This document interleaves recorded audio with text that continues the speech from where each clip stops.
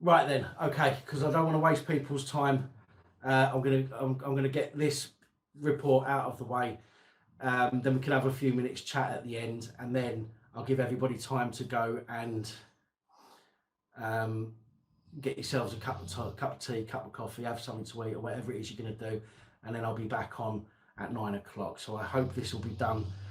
We can get this video done in the next 25 minutes or so. So please forgive me for not responding to comments and questions while I'm doing this. Again, last time, it's because I will edit this video and take out all of my chat now and after, and create a shorter PAP reports that I'll upload tomorrow. So here we go. Oh, and it's going to sound weird because I'm going to introduce myself again, even though I've said hello to everybody. But bear with me.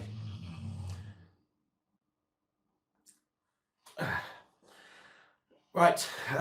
Hello, ladies, gentlemen, boys, girls, innies, outies, and in between us.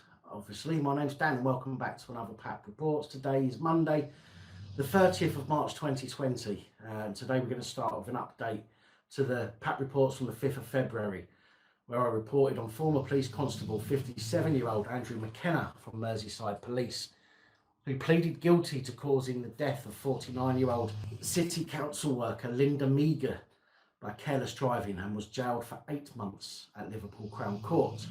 McKenna was with Merseyside Police for 18 years before retiring after the incident. And even after he retired, and even after he was found guilty to have caused Miss Meager's death, the police felt that it was essential in these times to hold a special case misconduct hearing, which took place on Thursday the 26th. The special case hearing was held at Merseyside Police headquarters and was chaired by Chief Constable Andy Cook. McKenna was found to have breached the standards of professional behaviour, namely discreditable conduct contrary to the Police Conduct Regulations 2012. No shit. The findings of that hearing were that if Constable McKenna had still been a serving police constable, the breaches of the standards of professional behaviour would have been assessed as gross misconduct, which would have led to him being dismissed from Merseyside Police Force without notice. As a result of his hearing, he has now been placed on the College of Policing barred list, which will prevent him from obtaining future employment in policing. And I have to say, I'm incredibly happy to see that the police are sticking to essential duties and dealing with issues that really need their attention during this lockdown. I would imagine after a court convicts a constable of a crime, that in itself would almost certainly be a gross misconduct matter, resulting in the same outcome. So why the police feel it's necessary and essential to hold misconduct hearings for such situations is beyond me. I think that if any constable gets a jail term, they should automatically be dismissed and placed on the college barred list. And why there even seems to be a need to conduct a misconduct hearing over somebody found guilty in a court of law of killing another person is pretty astounding. But then again, on reflection, the police work by different rules to the rest of us, don't they? So even after being found guilty and convicted in court, they can still get let off by their brethren. Astonishingly, we seem to have another incident of non-essential policing, this time by the police locking up 24-year-old Lewis Greener for 8 hours in a Tyneside police station cell for damaging what was reported to be a £5 candle. 8 hours in a police cell for damaging a £5 candle. Now, don't get me wrong, this is a story that is wound around a potential domestic incident. And actual domestic incidents aren't good and do need dealing with, but we all get angry and break things or shout at our partners. And that alone but that alone doesn't make it a domestic incident. It was alleged that Lewis Greener, during an argument with his partner, threw a £5 Sainsbury's candle and punched a wall before police arrested him as he was repairing the damage to the wall with polyfiller. In court, his solicitor accused the Crown Prosecution Service of lacking common sense, which we already know, in persisting with the prosecution, especially as it was reported that his partner actually woke him by punching him in the face several times. So he was punched in the face several times by his partner, and all he done was throw a candle and punched a wall. And yet he is the one that got arrested. Now, she apparently punched him after finding messages from another woman on his phone, a phone which was said to have also been damaged by his partner. Now, based on the fact that there was no indication that he had been physical towards her, his defence said that this is a man who should have been dealt with by a caution at a police station. And I completely agree with that. A £5 candle, it, easily should have been dealt with as a slap on the wrist. Northumbria police said it raced to the scene after it was reported a knife was in the house, although no weapon was found. Now, forgive me, people, but surely everybody has at least one knife in their house. I mean, I'd very much like to hear that report, as it must have come in via a phone call. And I would have been demanding it as evidence if I was the brief. Because personally, it could well be that the police just simply said that there was a knife when there wasn't. Because we know that although some of them don't necessarily lie as such, there are many that will, just to back up their behaviour. Northumbria police went on to say that as a result, we provided a swift and proportionate policing response to the report made. Upon attending the scene, officers located the man and were satisfied he was not in possession of a weapon. No, that's because the only weapons that were there, police constables, were you. A thorough investigation was subsequently carried out and the case was presented to the CPS, who deemed there was sufficient evidence to charge a suspect with criminal damage. Because clearly the thousands of pounds spent in court costs and police hours over a fucking £5 candle and a wall that would have cost about £20 to repair is entirely proportionate, isn't it? On Monday, Greener pleaded guilty to criminal damage to property under £5,000. He was ordered to pay £85 prosecution costs, as well as a £21 victim surcharge. However, the bench refused to make him pay compensation to his victim after they heard that she had smashed his mobile phone and replaced it with a cheap substitute. Now, this lad was also handed a 12-month conditional discharge after his prosecution slammed the unfairness, after his defence slammed the unfairness he feels his client had faced. He said, we have to have some form of equality and balance here, but there has been no equality in this scenario. There is no common sense. This is a matter which should never have come to court. And again, I agree. I've seen instances with American cops with Furry Potato. Some of you will know that who I'm talking about. And Furry Potato had about £100 worth or $100 worth of damage done to some equipment.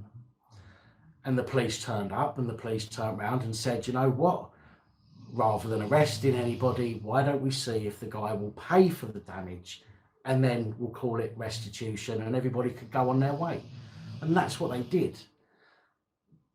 But here, it seems that they'd rather go all out and spend thousands of pounds on prosecuting somebody over a £5 candle. You know what I mean? Rather than turn around and say, okay, you've damaged the candle, buy a replacement. You've damaged the wall, repair it or pay for it to be repaired. Job done, end of. Do you know what I mean? But no, because that wouldn't help them with their figures now, would it? Now, I'm afraid we have to go back to coronavirus-related news. Not the kind of coronavirus-related stuff that I'll be talking about at 9 o'clock, however.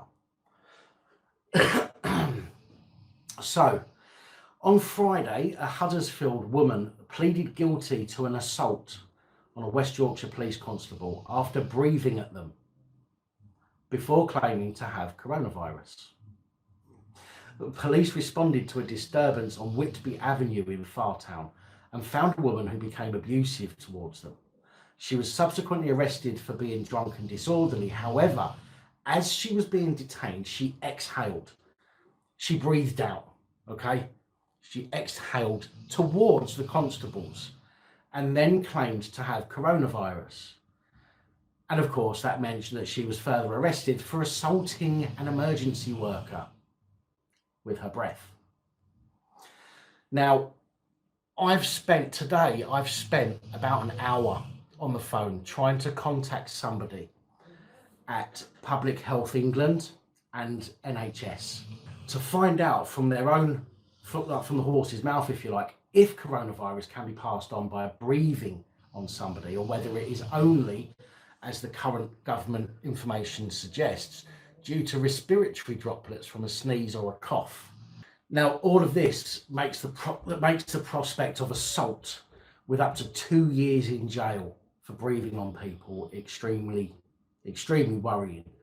Kirklees Detective Superintendent Jim Griffiths said, given the particularly challenging circumstances all emergency services are facing amid the ongoing coronavirus outbreak, it is utterly incomprehensible that they would be treated in this way, irrespective of the fact that this individual has chosen to use coronavirus as a means to assault our colleague, which is a subject we have campaigned long and hard over.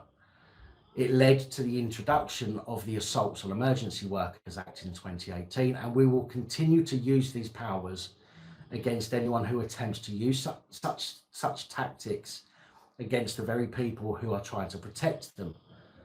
The message is clear. We will not tolerate this behaviour from the minority, and the criminal justice system will take a dim view on those who take advantage of the virus for their own benefit. Clearly, this has been particularly distressing for the officer concerned, and we are providing the necessary support. It has not yet, however, been ascertained if the woman arrested was suffering from COVID-19. Therefore, if they're trying to suggest that it could be assault if she's got COVID-19, surely it would be a priority to test her to see if she's got COVID-19. But they're not. In fact, this woman, as far as I can tell, has been remanded in custody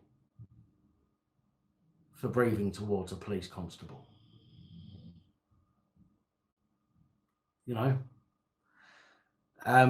I also have to say that if the police have been campaigning long and hard to have breathing at people made an offence, I suggest they are simply trying to find ways to waste time while trying to find more powers to abuse.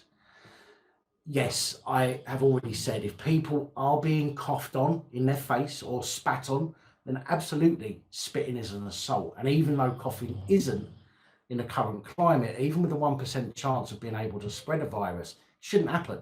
And people should be protected from genuine malicious coughing in the face. But where does this lead? If the police are given powers to arrest and the courts already have, already have the powers to imprison people for up to 2 years for this kind of so-called assault, it seems like just another abuse of power when you're going to target people who are simply breathing in your direction. The type of people the police should be dealing with during this crisis are the type of people who are trying to take advantage of others. For example, staff at the Royal Stoke University Hospital were left horrified last week after finishing 12-hour shifts to find their car's catalytic converters had been stolen. The NHS workers have been working tirelessly to help people in need, and really are the last people we should be hearing about being targeted by thieves, who are simply the lowest form of scum for doing this kind of thing during this unprecedented situation we find ourselves in. The thefts happened on March 21st with 3 victims that own a Honda Jazz. In fact, they all owned Honda Jazzes. Honda Jazzes must have very interesting catalytic converters. One staff nurse parked her car at 7:30 in the morning, got back to it at 9 o'clock at night following a shift in a critical care unit. She said, "I had a long shift. I started to drive my car home and it was making a big noise. I rang my husband and told him something was wrong and slowly managed to drive home because I live close to the hospital. It was the weekend, so I had to wait to take it to the garage and they said it would cost £650 to repair. I can't afford to get it fixed. I've got 3 kids and now I'm relying on my husband's car. It's really heartbreaking, especially with COVID-19. We are really struggling at work. I'm working with patients that have it. It is really stressful. So to come out and find my car like this, the whole world is struggling now and people should not be doing it. It's terrible. They really should be punished." And I personally couldn't agree more. I think the police spending less time out in the countryside trying to find people to find with their drones and more time in places where crimes are actually taking place. Because I guarantee that the police's virtue signalling activities and spying on people who are in fact doing nothing wrong with the aim of shaming them and fining them, the crooks are taking the opportunity of less police in the built up areas to commit more crimes. As a result of the incidents, University Hospitals of North Midlands NHS Trust have stepped up security patrols at the Royal Stoke to try and prevent any more thefts. A spokesman said it's very sad that these incidents take place at all, but especially during a time of extra challenge to the NHS when all of our staff are working even harder to provide care. Now, I have to say, obviously the fire brigade aren't necessarily doing more than they were, and I'm not taking away from them the fabulous work that they do, because they actually do put their lives in danger every time they go out to protect other people.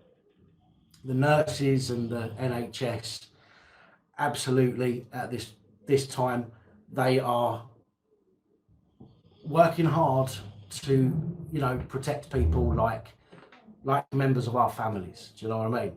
And they're actually doing that. They don't have a choice. They sign up to work in that field. They don't have a choice of what they do. The police do have a choice in how they react. Okay, the police have, what's the word I'm thinking of? The police have, I can't think of the word, but the police can turn around and look at an incident and go, there's no point in arresting that person because it's pointless. I'll just get them to pay, to pay that person for the criminal damage, for example, and we'll forget the whole thing. Do you know what I mean? They're able to, and I can't think of the bloody words, but discretion. Thank you, David. Thank you very much. They have the discretion, whereas people in hospitals don't. Firefighters don't. They don't have discretion. The police do. And I think that's why they abuse their positions so much, or many of them abuse their positions so much because of that discretion. That kind of gives them the feel of judge, jury and executioner, doesn't it? So I think that's probably where part of the issue is. On Saturday, a 13-year-old boy was arrested under the new police powers that they've been given because people are failing to comply with lockdown rules. Now, mainstream media seem to be convinced that these new rules give the police powers they don't actually have. In fact, most suggest that new powers given to police in England mean no one will be allowed to leave their home without a reasonable excuse. And that, based on what the National Police Chief Council have been saying, is incorrect. Leeds police officer Steve Richardson said on social media that he arrested a 13-year-old boy on Saturday morning for refusing to give his details. I bet he went back to the police station flexing his muscles, going, yes, I've got a 13-year-old, I'm fucking well old. Ow, I shouldn't have done that. That'll teach me.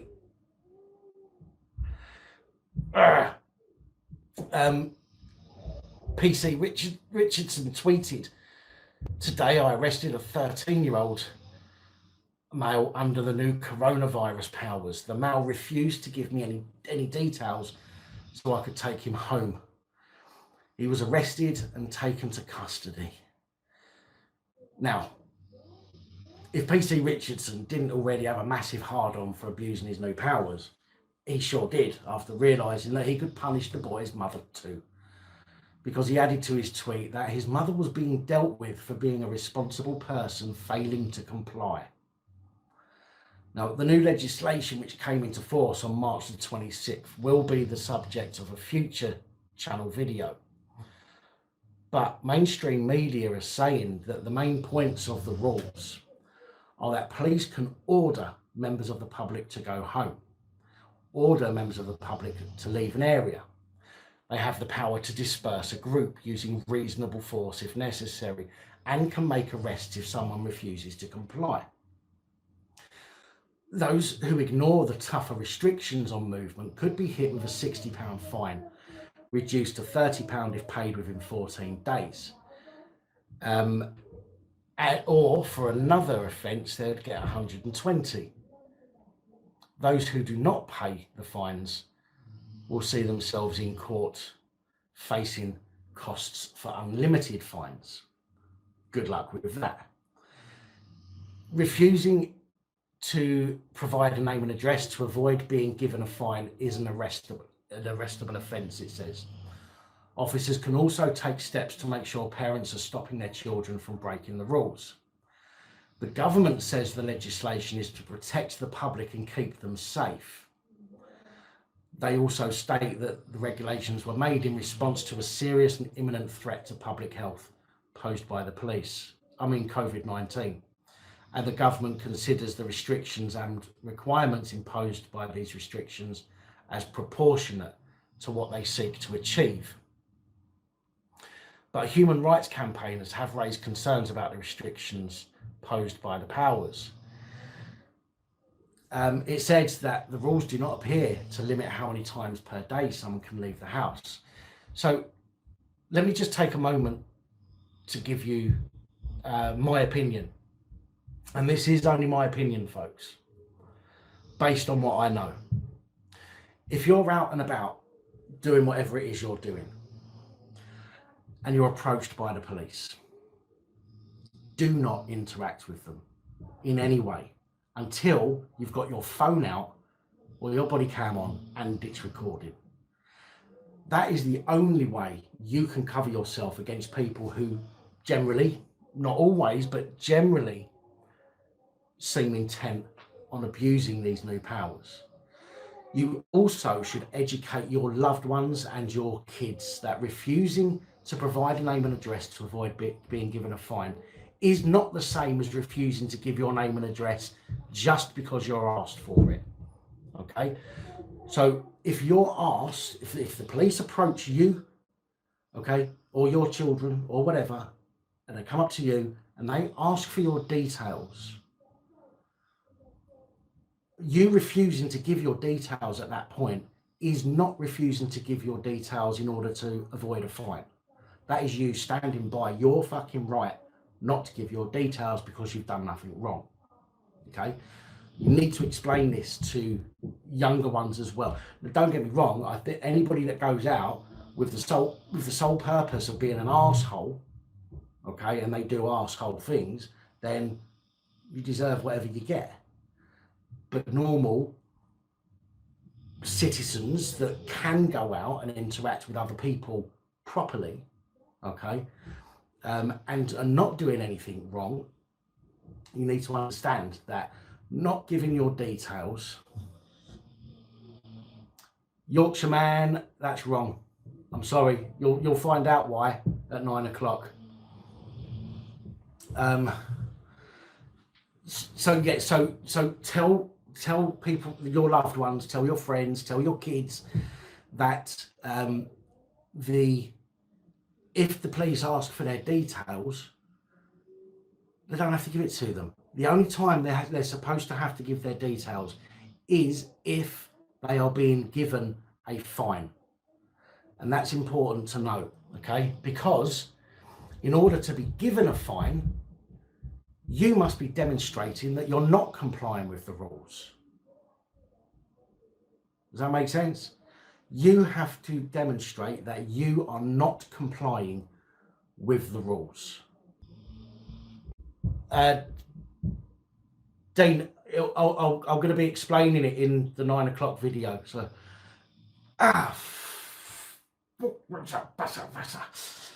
so make sure you join me for the 9 o'clock video, and I'll explain why that was why blah blah blah. I'll explain why that's wrong. Right, so not giving your details is not complying with the rules, okay? And nor is keeping absolutely quiet, okay? It is, after all, in law, the police's job to prove without doubt your guilt of a crime. It is not your job to prove your innocence, although they will try and make you feel that it is. I suggest that by being silent throughout any interaction cannot be deemed as breaking any rules. The police can only determine if you're breaking the rules if you tell them you're breaking the rules. Even innocently telling them what you've been up to can give them reason to suggest that you're breaking the rules and arrest you and or fine you.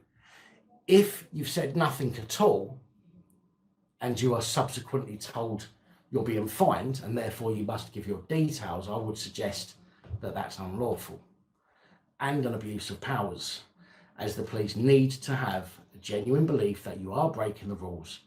And unless you confirm that by talking to them, there is very little chance that they can actually prove it. You should educate your loved ones that even if arrested, there is nothing to worry about. Yes, it'll be boring, but you'll get fed and watered for the 24 hours they're allowed to hold you. You know what I mean? Which you can just simply go to sleep and sleep through it, you know, before the 24 hours is up, and they have to release you even if you fail to give your name and address. If you genuinely can't cope that long, or you must give your details to prevent arrest for other reasons, then fine. I mean, it may be that you need medication or you live with someone who requires care. There is no shame in giving details under those circumstances, but if you can, then you should simply record the entire interaction before you speak, or as soon as they approach, for your own defence and to prove that the police couldn't have any reasonable belief that you were breaking any rules. Now, I am going to go through this latest legislation at some point and give you an opinion on that. But for now, as there's no suggestion on how many times you can leave the house, because there isn't, and no suggestion that you can't visit places to do your daily exercise, but there is suggestion of the police fining people and spying on people to shame them, then your very best course of action is to remain absolutely silent throughout and give nothing away that can be used against you. Also, you should educate your loved ones that the police will try and persuade them to give in with threats or mind games. For example, if you've done nothing wrong, you've got nothing to worry about. Or you're making it worse for yourself by not telling us. You know, that usual BS. So just remind people that they have rights still. And we have to use the legislation that's being used against us, against them. I want to say a big thank you to Patreon supporters, Mighty Lad, Holly, AD Dave, Ian, Copwatch UK, Ding J and Carl. Your support is helping me to continue to provide you this daily content, although I have missed a couple of days and I am sorry. But that is all I have for you for today's PAP Reports. Please like, share, comment, subscribe. Let me know your thoughts, as I know many of you have and many of you will. Until next time, stay safe, look after each other, film the police and other officials. Good night, all. Thank you for taking the time to watch this video. If you like the content and you'd like to help support the channel, you can do so. In the description of every video, there are some links to ways that you're able to help support the channel so I can continue putting out content. If you're unable to help us in that way, hit that subscribe button up the top there. If you haven't already, become a subscriber. That is support enough. Share the videos, comment, like, it all helps. If you're looking for something else to watch, up top there is my latest video. Down the bottom there is a video that YouTube recommends for you.